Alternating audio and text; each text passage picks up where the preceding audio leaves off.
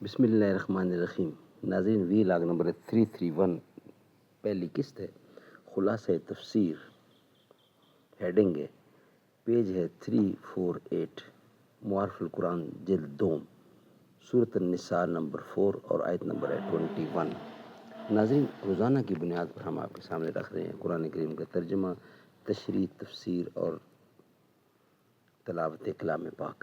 ناظرین، اس کتاب کا ٹائٹل ہے معارف القرآن جلد نمبر 2، سورۃ آل عمران سے لے کر سورۃ النساء تک، پارہ نمبر 3 کا رکوع نمبر 9 سے لے کر پارہ نمبر 6 کا رکوع نمبر 4 ہے، اور رائٹر ہیں حضرت مولانا مفتی محمد شفیع صاحب عثمانی رحمۃ اللہ علیہ، مفتی اعظم پاکستان۔ نحمده ونصلي على رسوله الكريم، بسم الله الرحمن الرحيم۔ قال النبي صلى الله عليه وسلم: خيركم من تعلم القرآن وعلمه۔ بہترین لوگ وہ ہیں جو خود بھی قرآن پڑھیں، دوسروں کو پڑھائیں، سکھائیں اور لکھائیں۔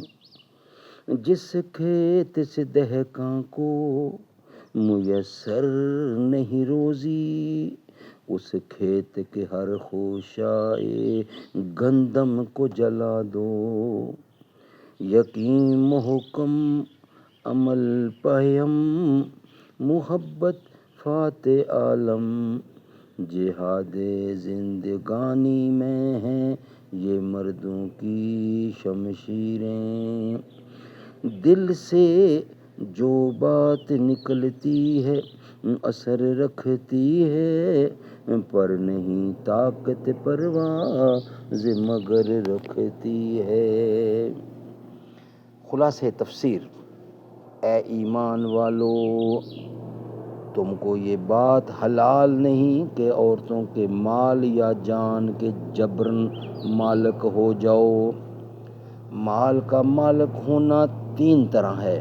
ایک یہ کہ اس عورت کا جو حق شرعی میراث میں ہے اس کو خود لے لیا جائے، اس کو نہ دیا جائے، اور دوسرا یہ کہ اس کو نکاح نہ کرنے دیا جائے یہاں تک کہ وہ یہاں ہی مر جائے، پھر اس کا مال لے لیں یا اپنے ہاتھ سے کچھ دے۔ تیسرا یہ کہ خامند اس کو بے وجہ مجبور کرے کہ وہ اس کو کچھ مال دے تب یہ اس کو چھوڑے۔ اول اور تیسری صورت میں جبر کی قید سے یہ فائدہ ہے کہ اگر یہ امور بالکل عورت کی خوشی سے ہوں تو جائز اور حلال ہیں، اور دوسری صورت میں یہ جبر واقعہ میں نکاح سے روکنے میں ہے۔ یہ جبر واقعتاً یعنی واقعہ میں نکاح سے روکنے میں ہے، جس سے غرض مال لینا تھا، اس لیے لفظوں میں اس سے متعلق کر دیا۔ اس سے بھی وہی فائدہ ہوا، یعنی اگر وہ اپنی خوشی سے نکاح نہ کرے تو ان لوگوں کو گناہ نہیں۔ اور جان کا مالک ہونا یہ تھا کہ مردہ کی عورت کو میت کے مال کی طرح اپنی میراث سمجھتے تھے۔ اس صورت میں جبر کی قید واقعی یعنی بیان واقعہ کے لیے ہے کہ وہ ایسا کرتے تھے، مگر اس کا یہ مفہوم نہیں کہ اگر عورت اپنی رضامندی سے اپنے کو مال میت کی طرح ترکہ موروثہ بنانے پر راضی ہو جائے تو وہ سچ مچ میراث اور ملک ہو جائے گی۔ اور ان عورتوں کو اس غرض سے مقید مت کرو کہ جو کچھ تم لوگوں نے یعنی خود تم نے یا تمہارے عزیزوں نے ان کو دیا ہے اس میں کا کوئی حصہ بھی ان سے وصول کر لو۔ اس مضمون میں بھی 3 صورتیں آ گئیں۔ ایک یہ کہ میت کا وارث اس میت کی بیوی کو نکاح نہ کرنے دے تاکہ ہم کو یہ کچھ دے۔ دوسرے یہ کہ خاوند اس کو مجبور کرے کہ مجھ کو کچھ دے تب چھوڑوں۔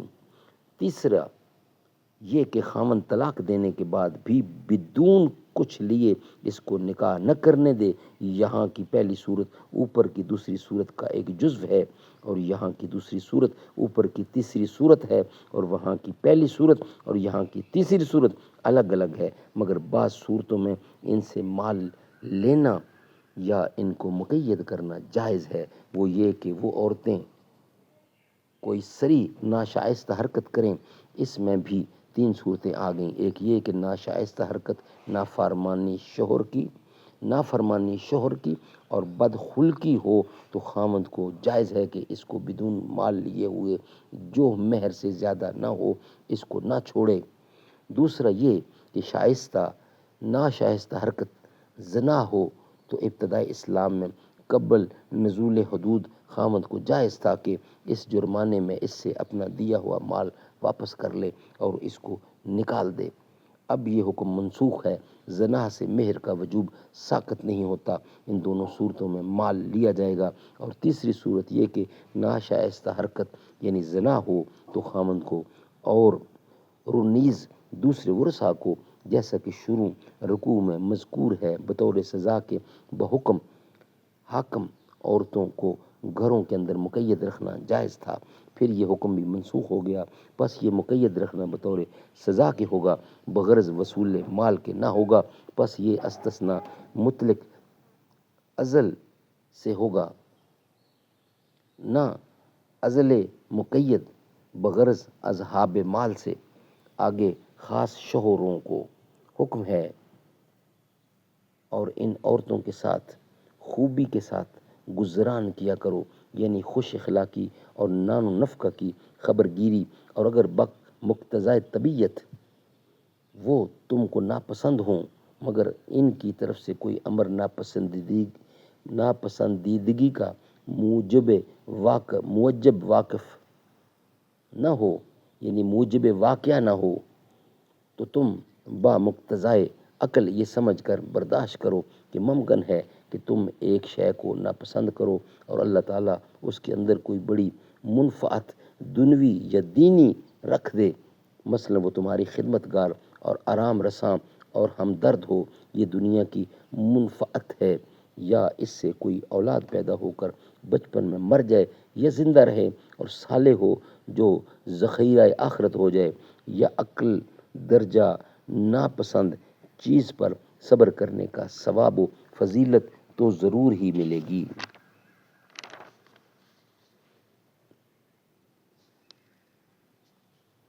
اور اگر تم خود اپنی رغبت کی وجہ سے بجائے ایک بیوی کے یعنی پہلی کے دوسری بیوی کرنا چاہو اور پہلی بیوی کا قصور نہ ہو اور تم اس ایک کو مہر میں یا ویسے ہی بطور ہبہ و عطیہ کے انبار کا انبار مال دے چکے ہو خواہ ہاتھ میں سونپ دیا ہو یا خاص مہر کے لیے صرف معاہدہ میں دینا کیا ہو تو تم اس دیے ہوئے یا معاہدے کیے ہوئے میں سے عورت کو تنگ کر کے کچھ بھی واپس مت لو.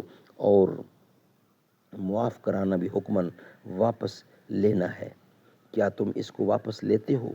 اس کی ذات پر نافرمانی یا بدکاری کا بہتان رکھ کر اور اس کے مال میں سری گناہ یعنی ظلم کے مرتکب ہو کر خواہ بہتان صراحتاً ہو یا کہ اس طور پر دلالتاً ہو کہ اوپر صرف نافرمانی و بد کرداری کی صورت میں اس سے مال لینے کی اجازت تھی.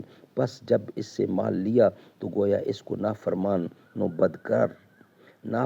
بدکار دوسروں کو ذہن میں تصور کرایا اور ظلم مالی کی وجہ ظاہر ہے کہ بغیر خوش دلی کے عورت نے دیا. اور ہبہ کی صورت میں یہ ظلم اس لیے کہ زوجین کے آپس میں کوئی کسی کو ہدیہ دے دے تو اب اس سے واپس لینے کا شرعاً کوئی حق نہیں ہے اور واپس لے گا تو وہ ایک قسم کا غضب ہوگا یعنی غصب ہوگا. اور بہتان بھی اس سے لازم آتا ہے کیونکہ واپس لینا گویا یہ کہنا کہ یہ میری زوجہ نہ تھی. اس کا بہتان ہونا ظاہر ہے کہ اس کو دعوت زوجیت میں کاذبہ اور معاشرت میں فاسقہ ٹھہراتا ہے. اور تم اس دیے ہوئے کو حقیقتاً یا حکماً کیسے لیتے ہو حالانکہ علاوہ بہتان و ظلم کے اس کے لینے سے 2 امر اور بھی مانے ہیں. ایک یہ کہ تم باہم ایک دوسرے سے بے حجابانہ مل چکے ہو یعنی صحبت ہو چکی ہے یا خلوت صحیحہ کہ وہ بھی حکم صحبت میں ہے. بہرحال انہوں نے اپنی ذات تمہارے تمتع تلذذ کے لیے تمہارے سپرد کر دی ہے اور مہر اسی سپردگی کا معاوضہ ہے، پس مبدل منہ کو حاصل کر کے بدل کو واپس لینا، یہ کہ نہ دینا عقل سلیم کے بالکل خلاف ہے، اور اگر وہ مال مہر نہیں بلکہ عطیہ تھا تو یہ بے حجابانہ ملاقات اور اثر زوجیت کی وجہ سے معنی ہے، اور اصل معنی زوجیت ہے، اور دوسرا معنی یہ کہ وہ عورتیں تم سے ایک گاڑا اقرار یعنی عہد مستحکم لے چکی ہیں۔ وہ عہد وہ ہے کہ نکاح کے وقت تم نے مہر اپنے ذمے رکھا تھا، اور عہد کر کے خلاف کرنا یہ بھی عقل کے نزدیک مذموم ہے، اور اگر وہ ہبہ اور عطیہ ہے تو قبل بے حجابانہ ملاقات کے یہ عہد بھی اثر زوجیت ہونے کی وجہ سے واپسی ہبہ سے مانے ہے، غرض چار معانے کے ہوتے ہوئے واپسی نہایت ہی مذموم ہے۔